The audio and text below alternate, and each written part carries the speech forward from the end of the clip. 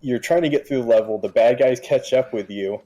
They catch you and then they like punch you in the face or something. Like it takes you to a side scene that like they ask about the punchline or something like that, and then they'll punch you. And I'm like, it doesn't make any sense.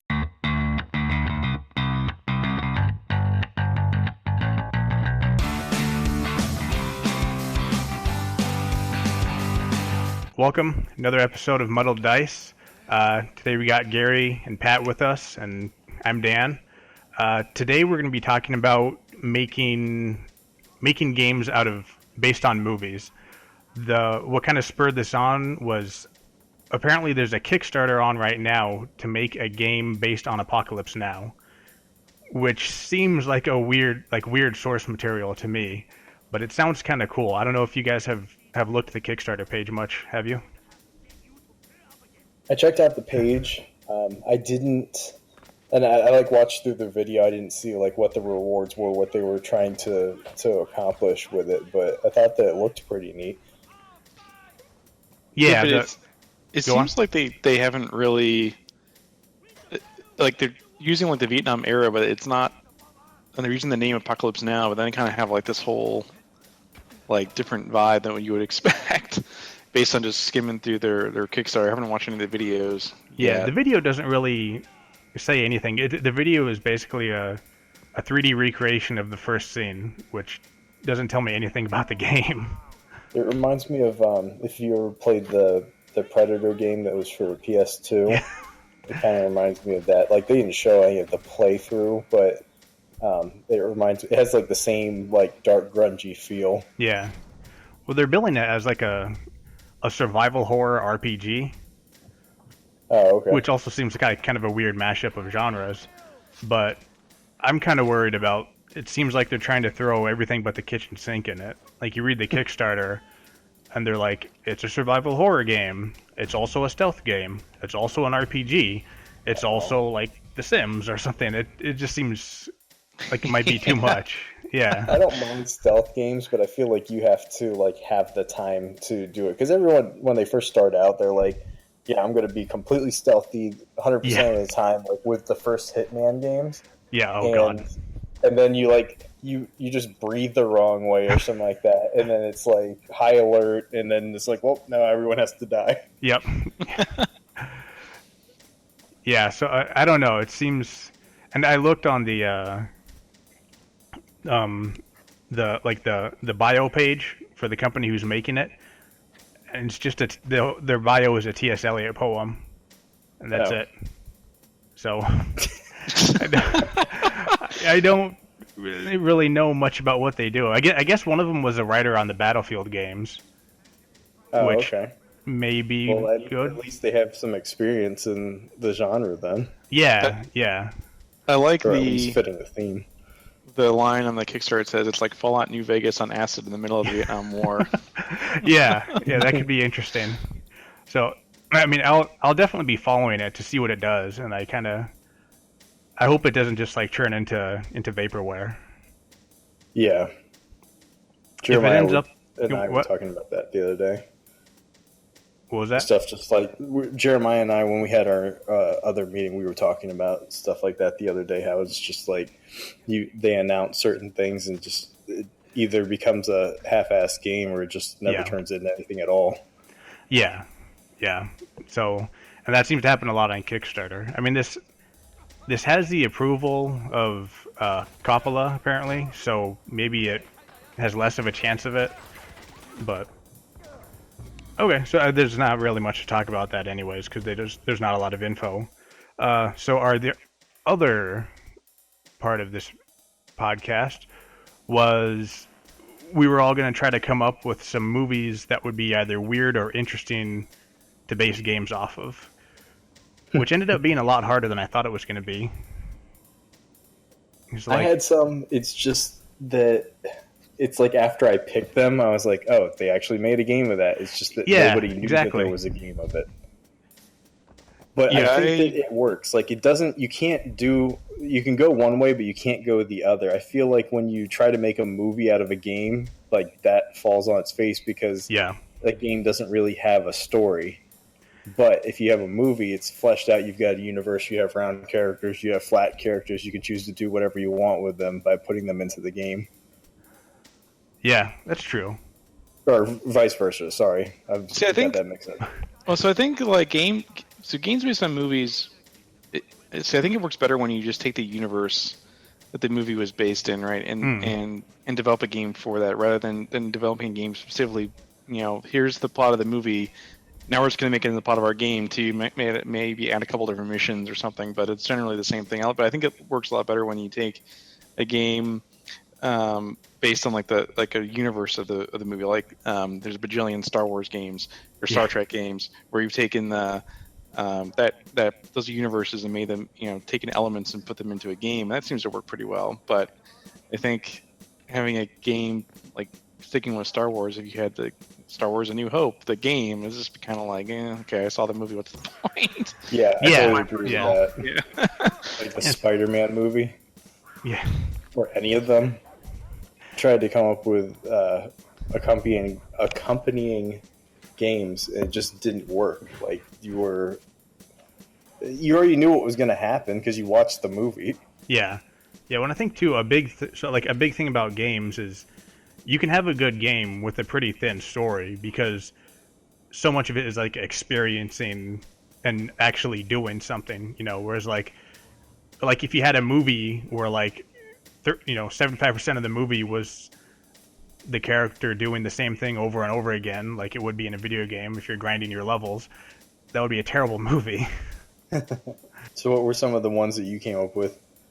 Okay, so have either of you ever seen the movie Altered States? No. Okay, so Altered States is like this trippy movie from the 80s, I think, about it's about this scientist who starts experimenting with like isolation chambers and like sensory deprivation tanks, and he starts like hallucinating and like transforming into a monkey. It's a really weird movie, but I think the concept would be cool. Like if you could do like an adventure game where you mix traditional gaming with VR, and the traditional gaming part is like the real world, and then when you go into the isolation tank, you use the VR headset, and that would be, I think, a cool way to kind of like delineate between two different worlds. I think that would work out really well. Yeah. Especially since VR seems like it like isolates you from the world around you already. I mean, yeah, that would be a good way to see, even if people don't know the topic, like what you just said, your pitch, that would work. Because people are looking for a way to use virtual reality now, and I know that they already are, and I'm not, like, I haven't dove into that yet, but I just think that would work, like, for generations who haven't seen the movie, or even people from, like, our generation who haven't seen the movie. Yeah. Just pitching that to them, and to be like, oh, that's cool, let me check out the movie, or let me check out the game, see what it's about. Well, and even now, the concept of, I think, isolation tanks, I think is kind of back in the public conscious because of Stranger Things, that show. Oh, yeah. Yep. I mean, so like obviously I never seen or even heard of that movie before you just explained it. But I think, but the hook there is definitely like Gary was saying, that hey, we're gonna have virtual reality, and you can, when you go into this tank, we're gonna use virtual reality and simulate being in this sensory deprivation tank, and then that's cool. It's an interesting hook to get you to play the game or check it out. So I think be, just from the description of what you've said from the movie, and how you would do it in a game, and that would be interesting actually to play. So, yeah. Have you seen the movie recently? Wait, what was that? Have you watched the movie recently? Like, is it available on Netflix? Or it might be on Netflix. I'm not sure. I saw it for the first time years ago, like when I was in high school. Yeah, that's pretty cool. I want to check that out now. It's a weird movie. It's based on a book, I think, by what's his name? That guy in the '60s who like took a bunch of LSD and wrote a bunch of books. I know you guys know who I'm talking about, but I can't remember his name. Is it Hunter S. Thompson? No. I'll look it up later and like put it as a title card on the video. But so it was. The movie is based on a book by a guy who was heavy into like LSD and using it to open your mind and that kind of stuff. So the movie's pretty weird, but it has John Hurt in it. No, not John Hurt. The other Hurt, William Hurt. If that means anything to you guys. I was trying to think. I was like, do I know that name from anything? All right. What about you guys? Did you come up with any ideas? Who was he from? Like, what was he in? Let me see. I know he's been in... Not William Hurt, John Hurt. John Hurt was the one who died recently. Oh. Well, now I just look like a jerk, so thanks. See, William... the movies that I had picked for video games, like I said, they've already been done, and I didn't I wrote my list first without looking up online, and I was like, oh, let me check it out before I make a fool of myself, like on the podcast. So just to briefly go through the ones that I have, and I'll backtrack afterwards.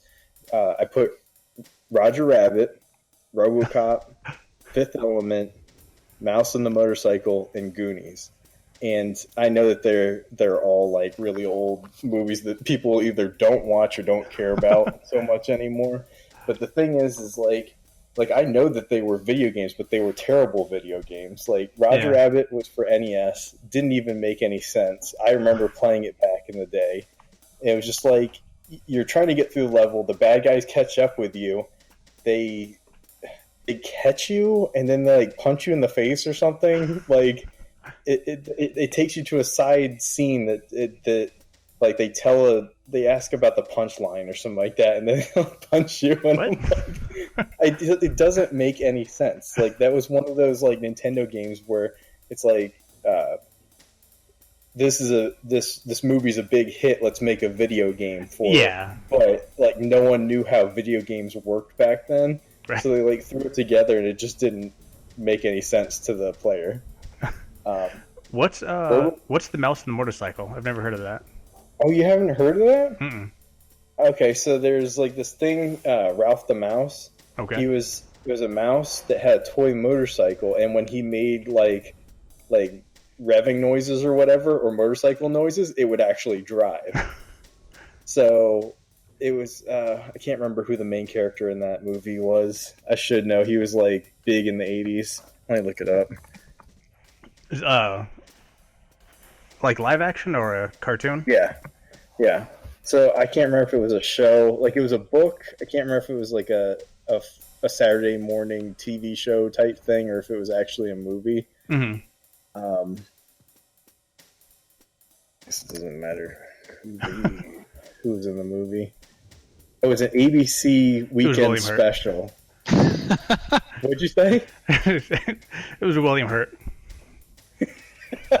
I hope that it's William Hurt. Like, oh, that's who that is. Yeah, he was the mouse. Fred Savage. Oh, okay.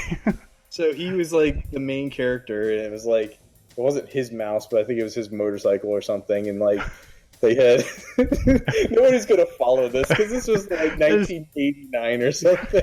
It'll be people our age. That's okay. So the book was written by Beverly Cleary. And now that's starting to sound familiar. Yeah, so it was back in the day. It was fun to watch. I thought it would be interesting to have as a video game. Yeah. Goonies had a video game, but it was Goonies 2, and so it was supposed to be like the sequel to the movie. Mm-hmm. But it had very little to do with what the movie had. So that was another game that was like, it was kind of fun to play, but mostly confusing. They combined, it was like an action game where you're going through the levels, beating up baddies and all that, but you could also enter rooms where it's like you have the option to like punch this wall or something, or like find item.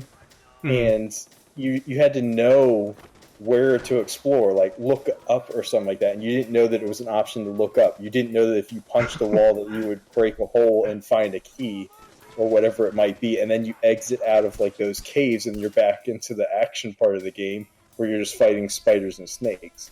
So when I played that game, I was like 8 or 9, so it didn't make any sense to me. I didn't. Right. You had to know about, I guess, game culture to understand that when you went into those caves and had those options, that you have a lot more options than what are laid out before you.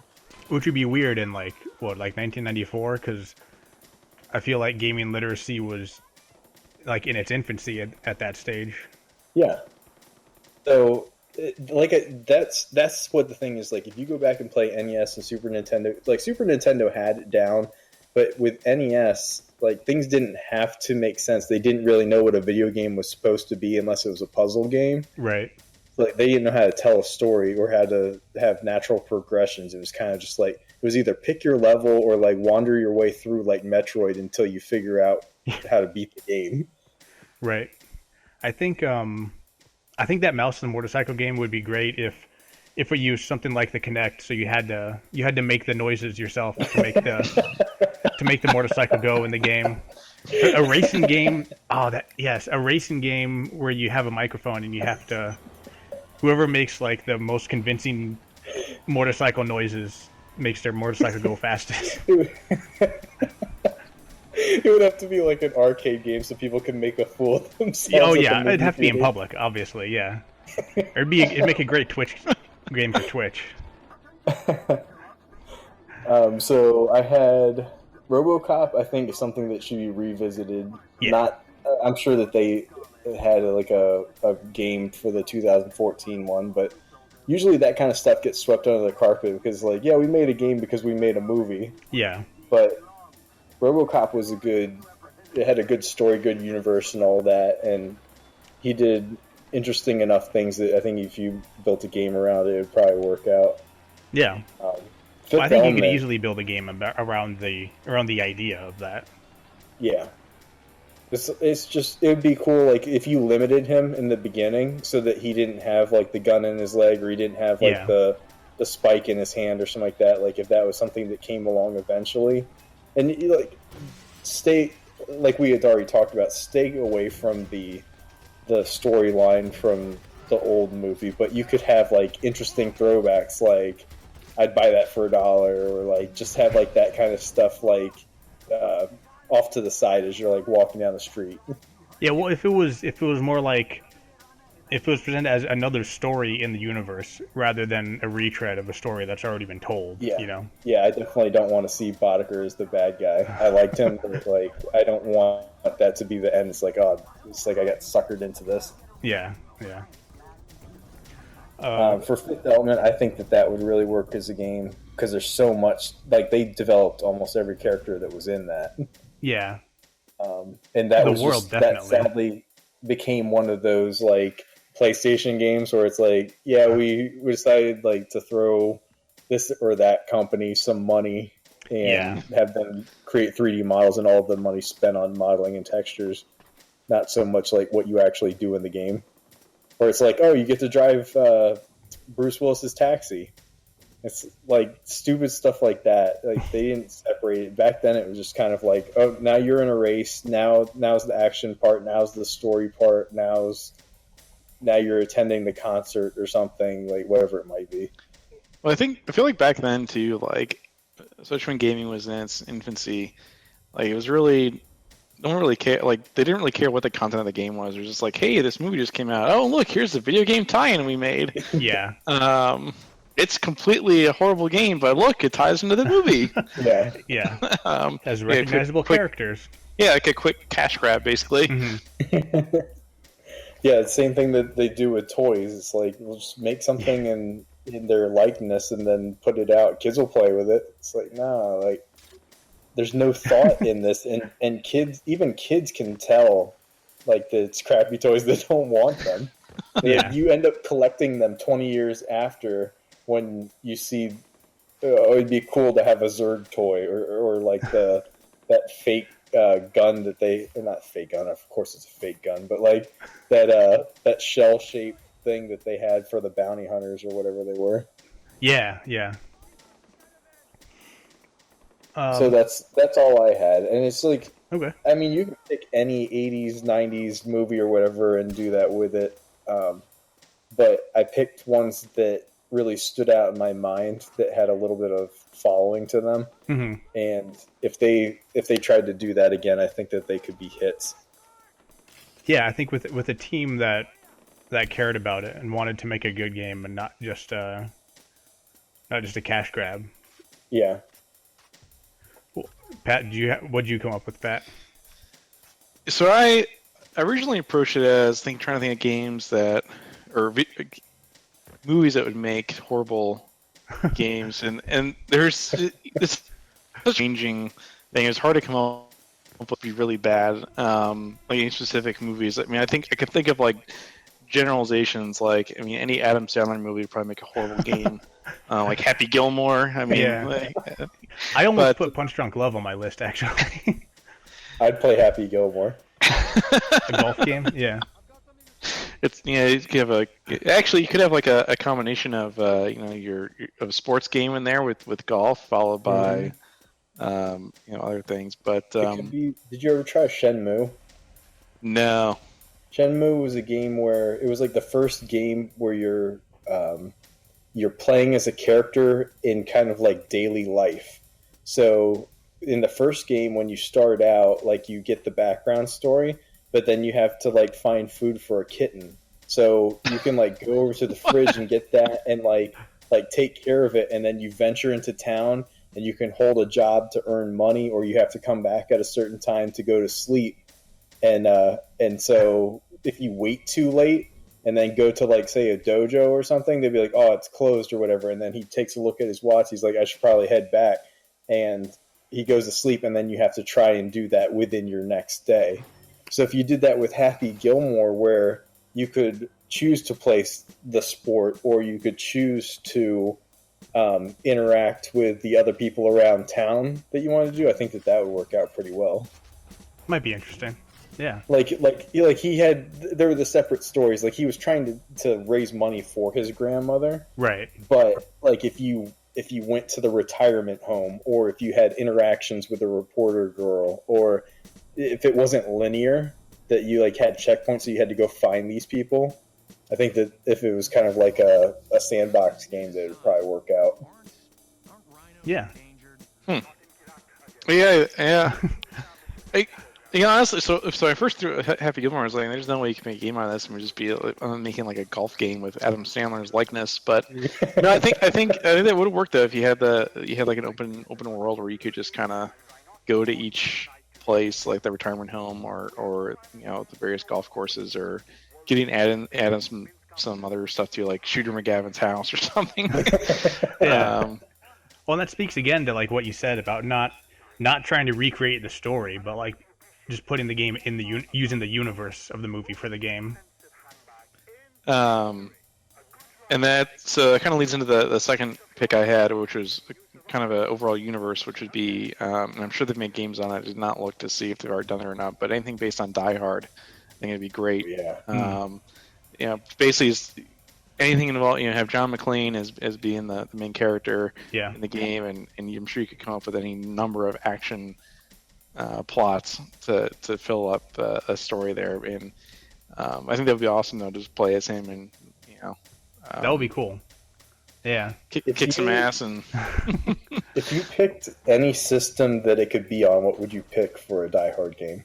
Like, say you could develop it for any of them, or if you did it for PC and it could be like an 8-bit, 16-bit game, what would you pick? I'd want it on PC with the latest and greatest graphics, not nothing old school. I'd be like a excuse me, like a Splinter Cell kind of game, but with John McClane instead of Sam Fisher.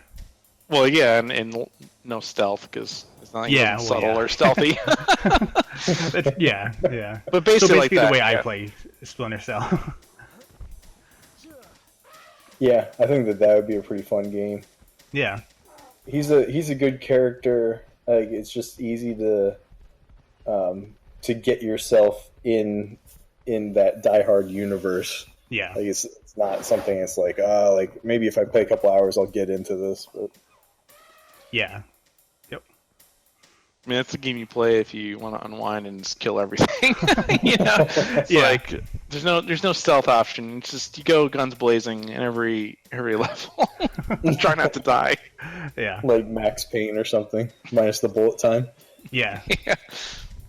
Yeah, that'd be cool. I want them to make a good Die Hard game now. I think there was one for the PlayStation, but I think it was pretty terrible. I'm going to look it up now. Let me see. They made I want to say it was I gotta like imagine they probably did. PlayStation didn't have very many memorable titles. Like they had, yes, there were a lot of games, but you look back at like the things that were at Funkoland and sat on the shelves forever, or they had like 3 or 4 copies of each game. You just everybody was rushing to get in on the next technology to develop for it. So things like Die Hard and all that was their push to try and get it done. So there was a Die Hard game that was released in 1991 in Japan. What? No. Wrong market. It was released in North America a year later.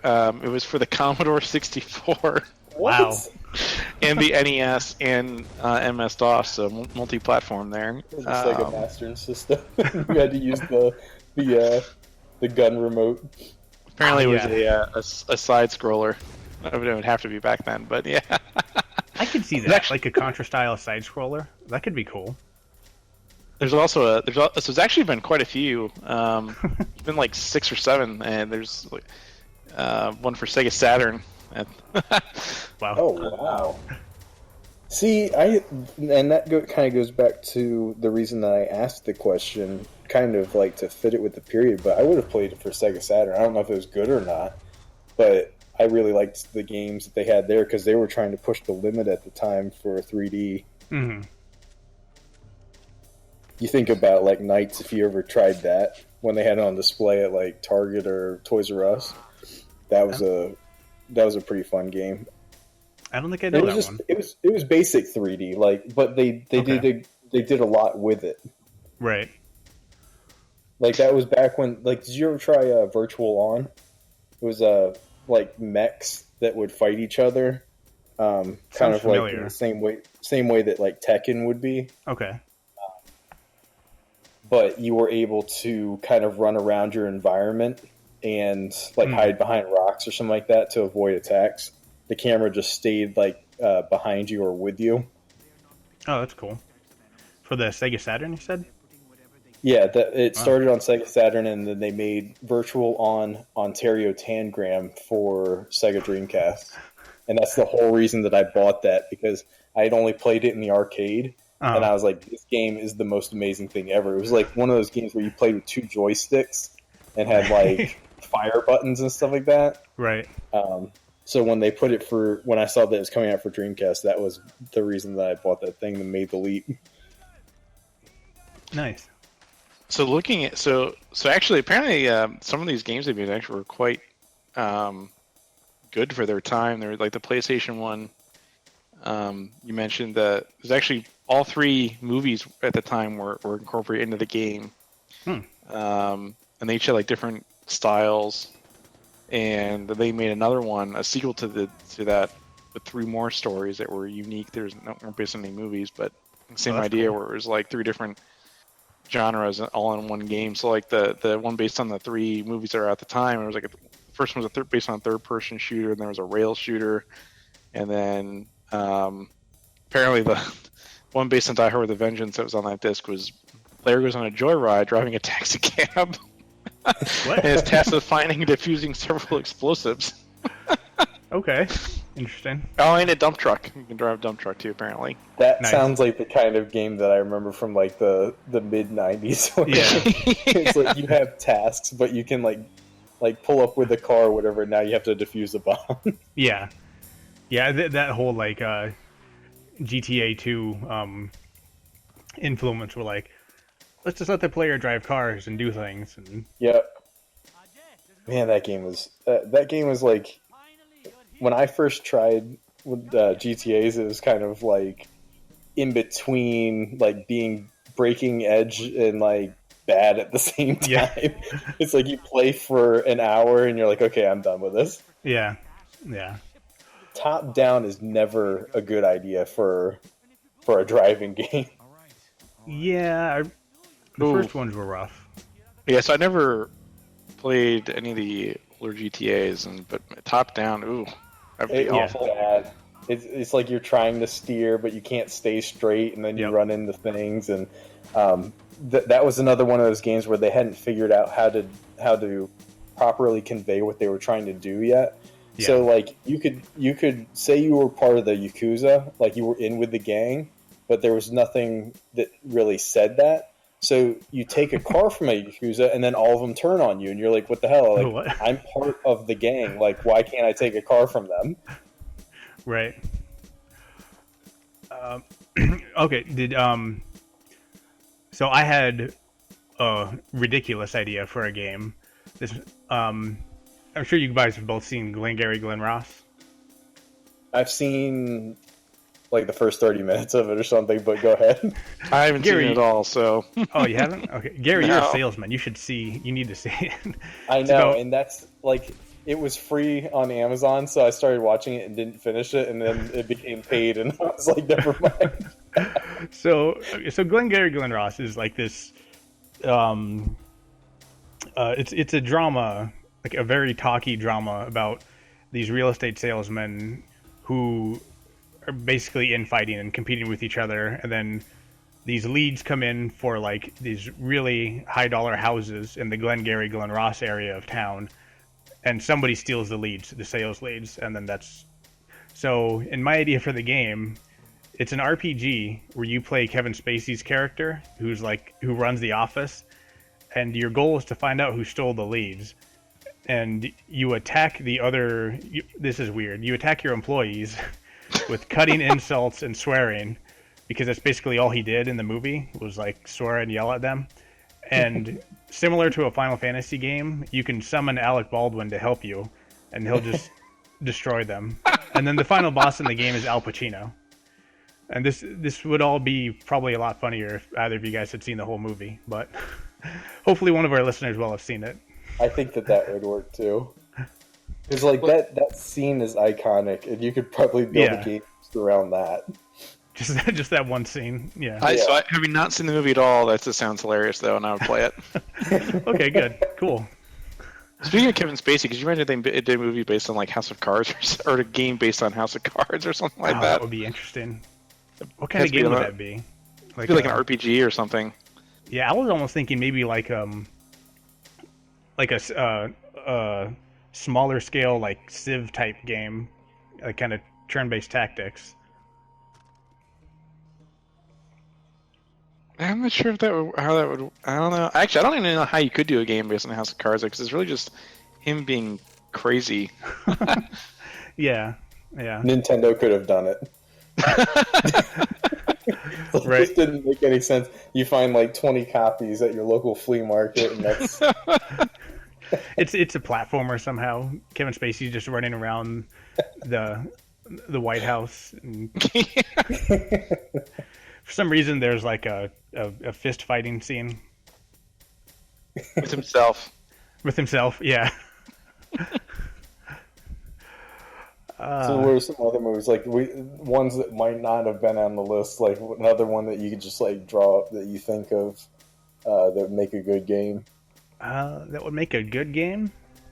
Because like like when they came out with like Batman and everything, they made a game for every single one of those. Yeah. And none of those were really good, so I don't think that we really need to touch on those. But, yeah. So this kind of goes back to like Disney made a game for everything. Yeah.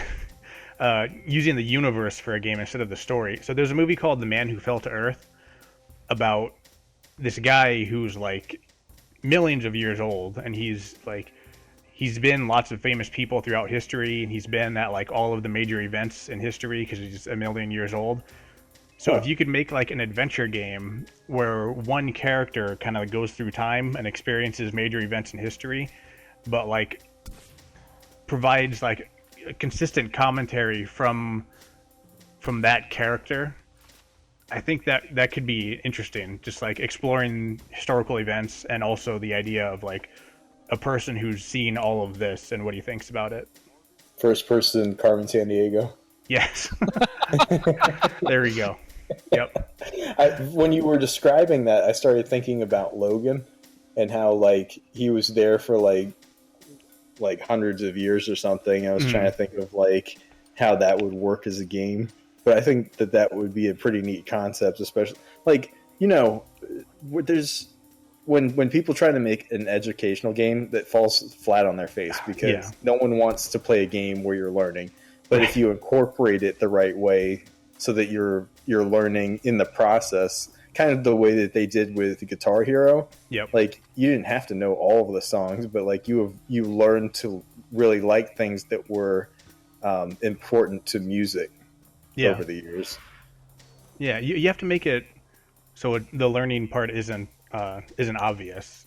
Yeah. It shouldn't feel like you're reading a textbook or like you're being sitting in a now we're at the learning portion. Yeah. Yeah, we're going to stop the gunplay to give you a quiz. If they could probably, if they used Assassin's Creed or something like that, you could probably use that concept and meld it with your learning. I didn't even think about that. Yeah. Assassin's Creed kind of is that. It's not the same character, but it kind of is in the present, I guess. I think that they've developed so many different games that you can kind of pick and choose, like take your universe and merge it with, like, this already operates like that, and have a game that's, say, would be a bestseller. Yeah. Everybody tries to reinvent the wheel, and then it's like, what the hell did I just play?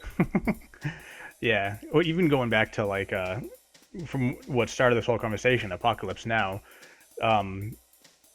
there's already been a game, Spec Ops: The Line, that's based on the same source material as Apocalypse Now, and but it's based on it very roughly, like very loosely, and mostly thematically. So it works because it's not just following the story page by page. Have they implied what the gameplay is going to be like? Like, are you just like running through hacking people up and? Well, it says definitely not that. It says, if you try to... It says it's not Call of Duty in Vietnam. If you try to go in guns blazing, you'll quickly be cut down. So I think... I don't really know what they're trying to make it. Combat's your last resort. Yeah. Yeah, combat is your last resort. The wise soldier will avoid the ever-looming enemy at all costs. So I'm not...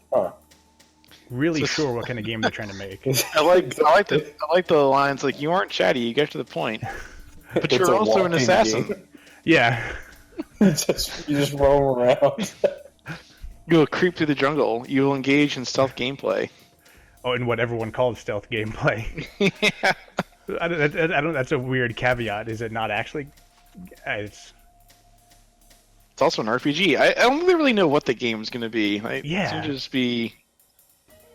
I feel like this is just some rambling thing someone came up with. It does. That's what I thought too. Them, but hopefully, it's not like, hey, let's start like a game company. It's like, sure, let's start by making posters and a logo, and then like that gets done. It's like, I guess we can make a game now. Well, I mean, I guess the company Erebus, I guess it's a subsidiary of Zoetrope. I think, Coppola's company. So I don't think it's like a bunch of amateurs making it, but yeah, the description does seem just kind of rambling, and like I would have totally thought it was a bunch of amateurs if I hadn't seen that Coppola had backed it. Yeah, I'm not saying that like they can't make a game. It looks like they've got all their stuff together, but yeah. My question is Apocalypse Now, was that your idea when you were playing video games at 1 a.m. with a couple of your friends, or was it like the best idea that you actually came up with? Right. Wow, they're trying to raise a lot of money. You know how that goes when you're hanging out with friends late at night, and you're like, yeah, that would be a cool idea. And then like the next day you're like, are we actually doing this? Because that kind of sounds weird. Yeah. It's like, what was funny at 3 a.m. when after you'd had drinks or something like that is not. Yeah, it seems like that's what terrible. SNL is based on, and they only have like a handful of skits each week that are memorable. Apparently, they've been working on this for 8 years. Oh no! The idea, Really? but they've actually been developing it for 18 months. But the actual the idea and mechanics, it sounds like they've been working on it for 8 years. I don't know. That could be a good thing or a bad thing. I mean, I feel like it's gonna be vaporware. yeah. Or it'll permanently be in early access. Yeah. Technology is like come a long way from when you started, so you keep adapting to whatever the next thing is, and it never becomes anything. That or it's pieced together because you're using not saying you're using code from 8 years ago, but like you're not going to scrap everything each year and then make it better. Well, it sounds like they actually haven't done any like real physical deliverable until a year and a half ago, but they were working on like all the design ideas. Just like the game design. For 8 years, yeah. Okay. So maybe it won't suffer from the like Duke Nukem Forever curse where they had to restart the game completely every like 3 years. Half-Life 3. God, yeah. I doubt they've even like started that. There's probably like a folder called Half-Life 3 and then like that's it. That's the extent of the development on it so far.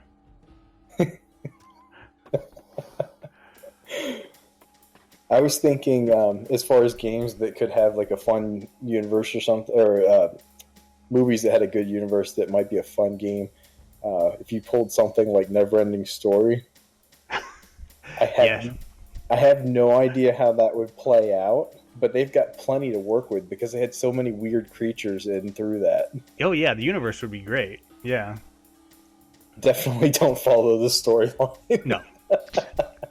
I thought of another terrible movie that would make a terrible video game. Groundhog Day. Groundhog Day. So that's the same level over and over again. Yep. It never ends. I bet if you made that, like if you didn't make it for a console or even for like Steam, but if you had that on Newgrounds, people would play it and it would become like, what's that horror video game that everyone's latched onto? The Freddy one. Oh, Five Nights at Freddy's? That thing. Yeah. Like if you made a Groundhog Day video game that was just redundant like that, then people would try it. It would never end, so you could just say like it's a 200-hour game. It's kind of like yeah. Did you all ever try Rampage for NES back in the day? Yeah.